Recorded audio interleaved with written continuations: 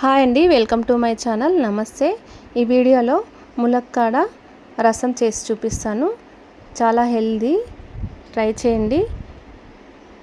Calcium, నరాల బలహీనతకు, షుగర్కి చాలా మంచిది. ఎన్నో రోగాలను నయం చేసే ఈ రసం ట్రై చేయండి.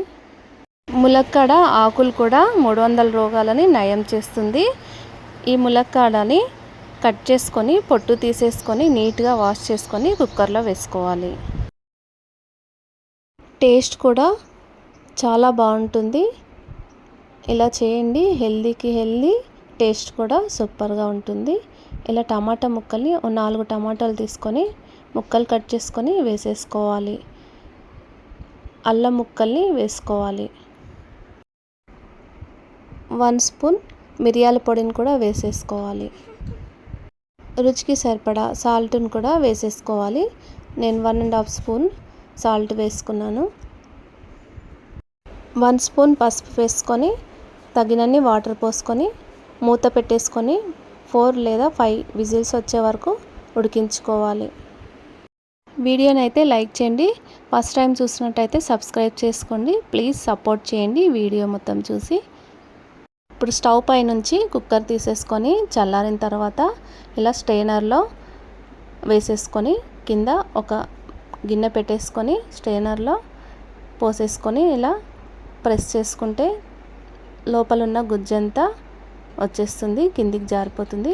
తగినన్ని వాటర్ పోసుకొని ఇలా రెడీ చేసి పెట్టేసుకోవాలి. ఇప్పుడు ఒక గిన్నెలో నెయ్యి వేసుకోవాలి. 1 టేబుల్ స్పూన్ నెయ్యి వేసుకొని జీలకర్ర, ఆవాలు, ఎండుమిర్చి 2-3 ముక్కలు చేసుకొని వేసుకోవాలి. గుప్పెడంతా కరివేపాకు వేసుకోవాలి.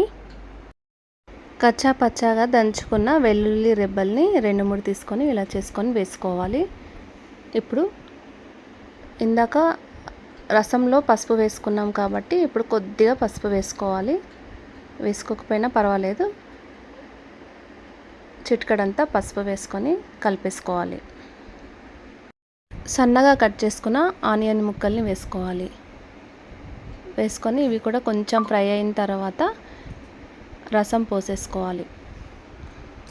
ఇప్పుడు మంచిగా మరిగించుకోవాలి. రసాన్ని బాగా మరిగించుకొని సాంబార్ పొడి ఉంటే వేసుకోండి, లేదంటే స్కిప్ చేసేయండి. 1 స్పూన్ వాటర్లో కలుపుకొని వేసేసుకోవాలి.